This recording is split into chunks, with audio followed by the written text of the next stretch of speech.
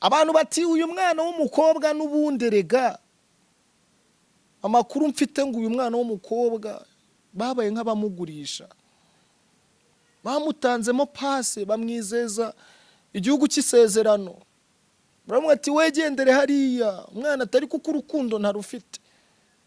Abamwegereye nyine batisha natwe hari abantu bagiye bubaka badafite urukundo ariko bagerayo urukundo rukaza. Mu mibare itangazwa abantu barenga ibihumbi baguye muri iyi myigaragambyo. Amakuru akavuga ko guverinoma ya Samia Suluhu Hassan yagiye yangaja abacancuro baza guhosha iyi mirwano. Amahoro kuri wowe udahwema kubana natwe ku biganiro bigucaho hano gatanu ku kandi kuri Intashyo Empire. Anyway, iyi ni episode ya mbere ya bimwe mu biganiro byinshi uzakomeza kubona kuri channel yanyu, channel yacu, channel y'Abanyarwanda. Ibiganiro bigaruka ku myidagaduro, politike, iyobokamana ndetse n'ibindi byinshi bigiye bitandukanye. Impamvu no munsi twakoze ikiganiro turi twenyine no kugira ngo tunabahe ikaze mu rugo rushyashya rwa Amin Intashyo. Ubwo namaze no kwivuga nuko nitwa ndumwuzukuru wa Rutaremara Emmanuel ndetse na Kayitesi Speciosa. Let me tell you this, ubuzima butarimo Kristo ni igihuha. Anyway, nabatindiye nkuzaniye inkuru zigera kuri ebyiri. Abantu benshi bamaze igihe babona saga ziri kubera mu gihugu cy'abaturanyi cya Tanzania.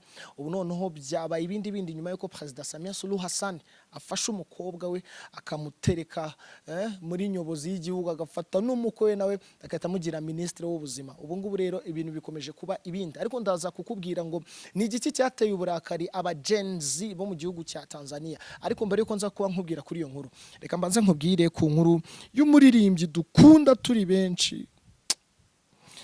Indirimbo ziwe ziranyubaka ariko ibi bintu birambabaje.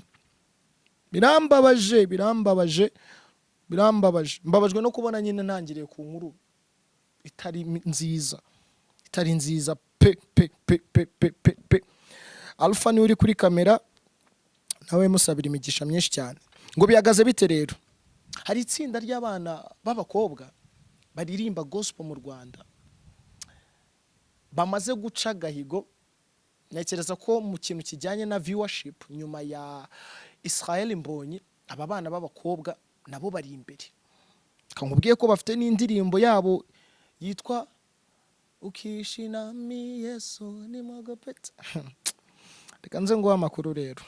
Kanze nguha amakuru atugezeho muri aka kanya. Nizera ko byibuza hari isomo abantu baza gukuramo. Uwitwa Ishimwe Vestina yagize gutya ajya kuri Insta story. Ni amagambo ari mu rurimi rw'icyongereza ariko ndaza no kugerageza kuyasemura mu Kinyarwanda.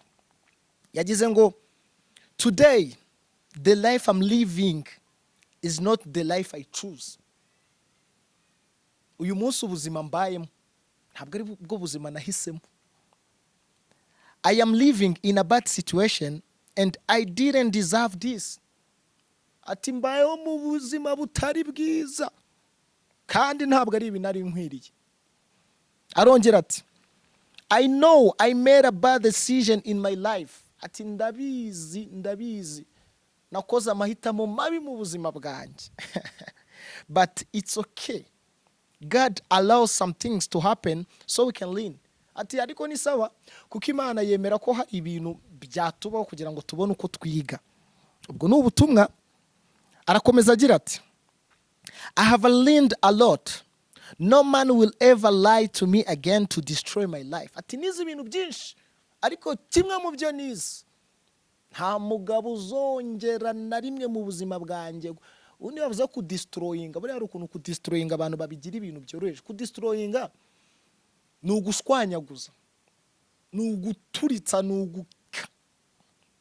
ugukobwa wanjye.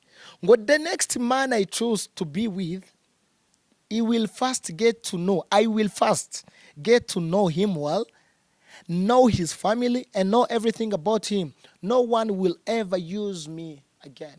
Atundi mugabo nzakunda, nzabanza mumenye, menye umuryango we, menye bye byose, kuko nta wundi mugabo uzongera kunkoresha mu buzima. ngaya amagambo y'umuramyi wacu ashyize kuri Insta story yiwe.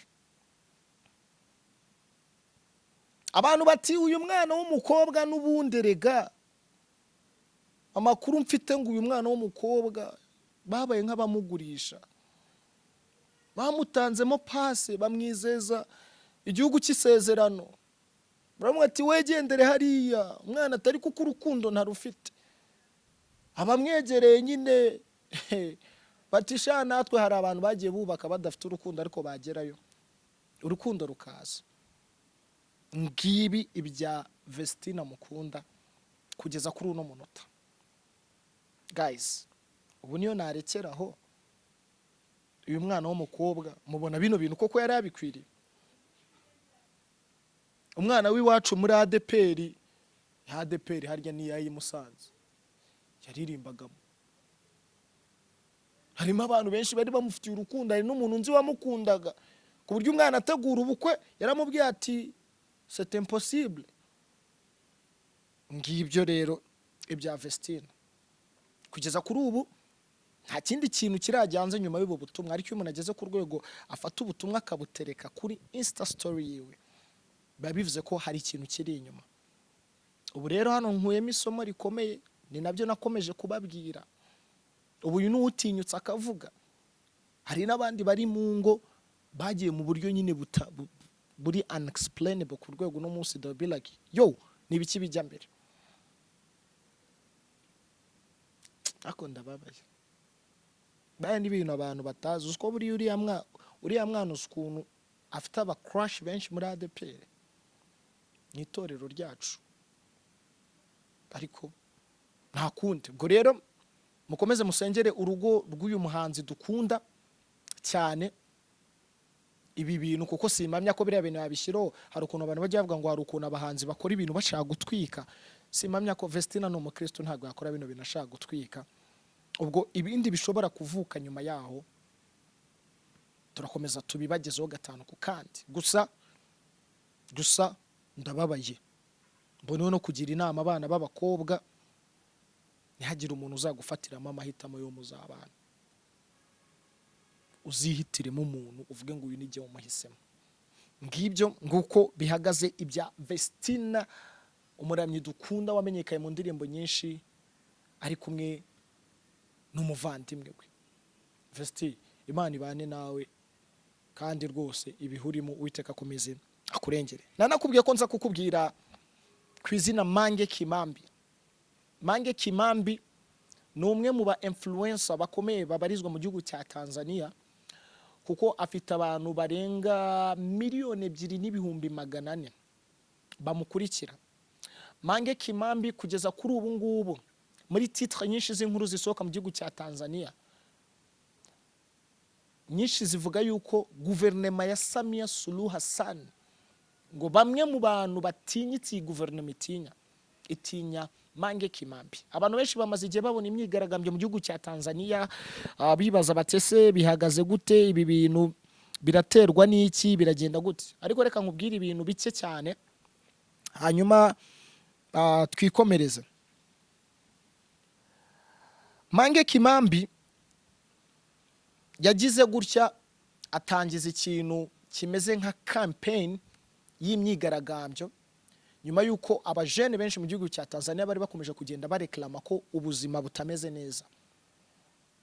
Mange Kimambi yaciye ku rukuta rwe rwa Instagram aravuga ngo igihe kirageze kugira ngo turwanire ukwishyura ukizana kwacu. Ati kuko ibintu Samia Suluhu Hassan yatwijeje mu gihe yari amaze ayobora nta kintu na kimwe twigeze tubona. Ibi ngibi byaje kuviramo imyigaragambyo ikomeye yaguyemo abantu kugeza kuri ungu mu mibare itangazwa abantu barenga 1,000 baguye muri iyi myigaragambyo. Amakuru akavuga ko guverinoma ya Samia Suluhu Hassan yagiye yangaja abacancuro baza guhosha iyi mirwano, bakanga ko abantu bambaye imyenda ya leta, ubwo ni inzego za polisi ndetse n'iza gisirikare, ko bashobora kugaragara mu myigaragambyo nk'ingiyi. Ariko mu mashusho yagiye ajya hanze, none asura urukuta rwa Mange Kimambi uzayibona hari amashusho menshi yagiye agaragaza inzego za leta zirimo zirahohotera urubyiruko. Ubu rero byabaye ibindi. Mange Kimambi yashyize hanze ama screenshots screenshot y'amafaranga bamwe mu bacancuro bakoze ibyo bikorwa by'urugomo mu gihugu cya Tanzania barimo baragenda bishyurwa. Mu matora urabizi ko Samia Suluhu Hassan yafashe abantu bose batavuga rumwe n'ubutegetsi bwe, abenshi ntiyabemerera kwiyamamaza. Nkubwire ngo yaje no kuba atorerwa kuba umukuru w'iki gihugu agize amajwi 98. Bimwe mu bintu nagiye mbona n'abanyarwenya bagiye bateramo urwenya ati ntabwo byari fair. Ariko ku munsi w'ejo ubwo yashyiragaho abantu bashyashya mu nzego za leta, abanyatanzania bavugije induru. Madame Samia Suluhu Hassan yabanje afata umwana we w'umukobwa, kanze ndebe post yamuhaye naza kukubwira ibintu nari kubona neza. Yafashe umwana wiwe w'umukobwa rwose ufite imyaka 42 amushyira muri guverinoma. Kanze nkurebere iyi nkuru neza cyane. Amaze kumushyira muri uwo mwanya afata n'umugabo we, umugabo we ubwo ni ukuvuga ngo ni umukwe we, ahita mugira ministre w'ubuzima. Ibi ngibi byateye uburakari abanyatanzania benshi, cyane cyane harimo n'abagenzi, aho yaje no gufata n'umuhungu wa Jakaya Kikwete, aho no mu makuru avuga ko Samia Suluhu Hassan afitanye umubano udasanzwe na Jakaya Kikwete, nawe amutereka muri guverinoma. Ubu rero Mange Kimambi yamaze gutegura indi myigaragambyo, ari nayo myigaragambyo iteye ubwoba.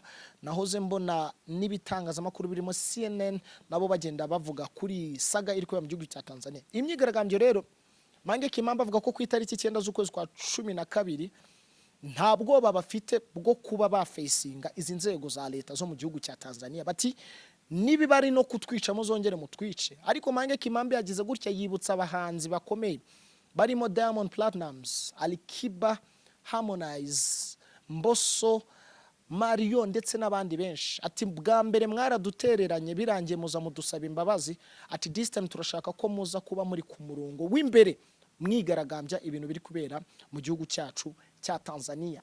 Nguko uko bihagaze mu gihugu cya Tanzania. Uza gusura urukuta rwa Instagram ure witwa Mange Kimambi uraza kumenya byinshi birenze kuri ibi ngibi ndimo ndakubwira. Ariko ibi bije nyuma yuko Samia Suluhu Hassan mu minsi yashize mu ijambo yatangaje yaravuze ngo yatanze imbabazi ku bantu barenga 400, harimo n'aba influencer bakomeye bari bafunzwe bitewe n'imyigaragambyo bari bateje.